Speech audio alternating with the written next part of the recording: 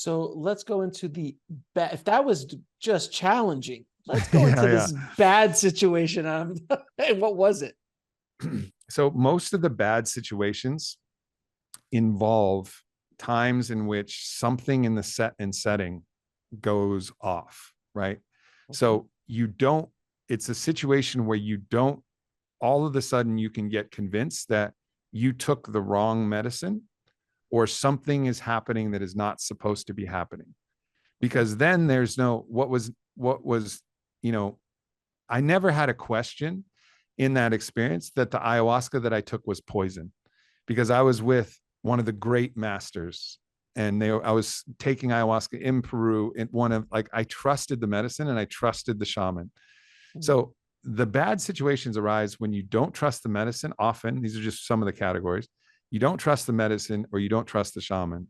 And sometimes maybe you don't trust the dose of the medicine that you took, right? Mm. So, because there's a certain threshold where you're like, so if you're doing this on your own and you're not being guided, you could either, and let's say you got a street, some street version of this medicine, and it could be Oh. like, oh, wow, I took poison. Actually, no, these mushrooms were not psilocybin cubensis. This was poison. And I'm actually dying, because you get real nauseous and like, no, I'm actually dying of this poison. And that's not a fear that you actually had to deal with. I mean, of course, we're afraid of, drinking poison. So it's not Mhm. actually really helpful to your subconscious or your No, psyche. no, It's it's just just horror. terrifying. It's just Yeah. trauma.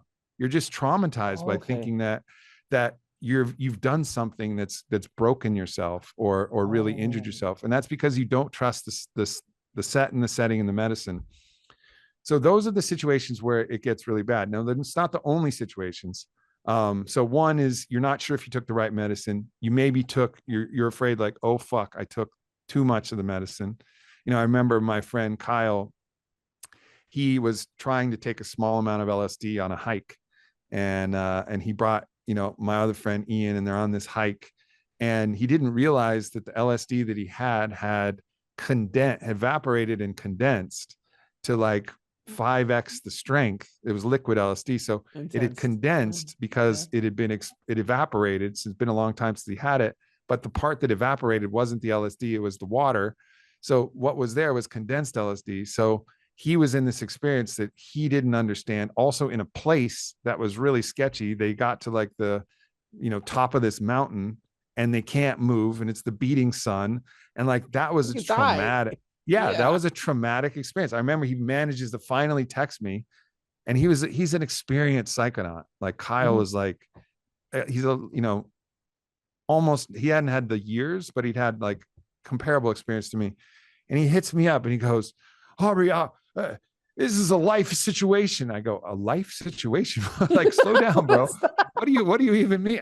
Of course he meant like life and death situation. And I was like, all right, like get shade, like drop a pin where you're at. We're sending help, like I talked him through it. I figured it out, but he was in the wrong setting with the wrong amount of medicine because he wasn't aware of Right. what had happened to his medicine. So that was a bad trip. And for Kyle, that was traumatic, but also for Ian, who hadn't had as much experience, it was a significantly traumatic experience. Like, it took Ian a lot of time to like heal from that fear that we're on this mountain, no one's going to find us, we're running out of water, So we created we're trauma going to instead of die, taking it we're going to, away. Yeah. exactly, it actually create, and that's what I would call a bad experience. It creates trauma instead of eliminates trauma. So those are some of the situations. You can also get in a situation where you encounter legitimate dark forces, Mhm. and they can present you with challenges that, if you don't come with the requisite skill set and intensity of focus, you can take an off ramp into into a fearful place that you may not be able to get out of. Like, so there was a situation later on, 2016, I'm doing ayahuasca. My father had, I don't like to pathologize his condition, I like to mythologize it. So he was like in his King Lear moment, lost in the woods. Pathology would be paranoid schizophrenia, and there's no link between that and his earlier psychedelic usage. It has a lot to do with him channeling. He went into a channeling practice without good guidelines, and it's a long story and we don't need to open Mhm. that bracket, but basically my father was in an isolated state of paranoid schizophrenia and I wasn't able to reach him. And so this force comes into my journey, my ayahuasca journey, and starts playing all kinds of tricks and games, and basically, you know, tries to tries to pretend that it was able to steal my heart, and then tries to negotiate back my heart. And then I'm negotiating for my heart, and then it starts negotiating for the soul of my father, and then calling me a coward because I wouldn't trade my soul for the soul of my father. And it was this intense encounter with this demonic energy that was like very, very, very scary and very intense. Now, I had enough practice, and I could feel enough guidance. I was able to navigate it through, but I could also see that if I made a few wrong choices, and if I succumbed to that fear, or if I made that deal, I might always believe that I traded my soul to the devil. And I might have made this kind of psychological pattern in this construct that it would have kept me in fear.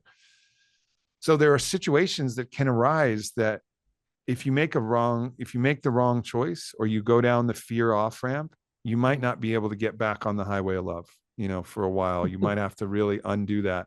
So that's another situation that could have gone bad, but didn't. And I'd say the last situation of bad is my fiance at the time, Whitney Miller. She went to go do medicine, went to do ayahuasca at a place that I wasn't going with her. She was going to do her own journey.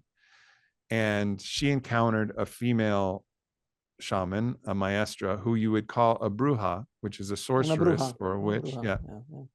And she cursed Whitney in one of the ceremonies. Now, this may all sound like this is all woo-woo bullshit. Curses aren't real.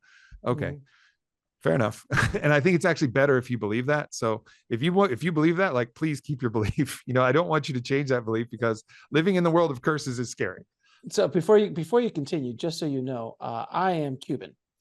So I was raised with brujeria, and being the white magic and the black magic. Yep. It's kind of like Cuban voodoo. I was aware of all of this. I had family members who wore white for a year because they were there, trying to be the white magic, or the white not warlock, but white witch, all that kind of stuff. So I get it. And this is always my feeling on all of that stuff. I respect it, and I don't want to have anything to do with it. I agree. I respect it, and I don't believe, irrelevant. Respect it and move on, because I've seen some stuff. I'm from the Caribbean. I've seen some shit. Yeah. And I'm just like, you know what? Respect it, move on. To watch the full video, click on the link below, and don't forget to subscribe.